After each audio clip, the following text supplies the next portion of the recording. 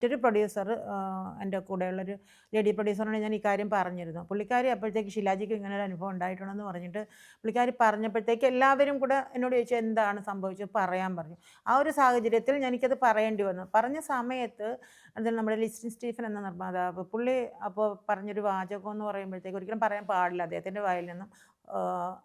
എന്തോ ചേച്ചിയുടെ driving test പരിശോധിക്കുകയായിരുന്നു അദ്ദേഹമെന്ന്. എൻ്റെ ഡ്രൈവിംഗ് ഓക്കെയാണ്. ഞാൻ ആലപ്പുഴ ഈ ലോകമെമ്പാടും ഡ്രൈവ് ചെയ്ത് പോകുന്ന ഒരു വ്യക്തിയാണ്. എൻ്റെ ഡ്രൈവിംഗ് ടെസ്റ്റ് പരിശോധിക്കാൻ ഇത്രയും ക്രൂരമായ കാര്യങ്ങൾ ചെയ്യേണ്ട കാര്യമില്ല ഇല്ലേ?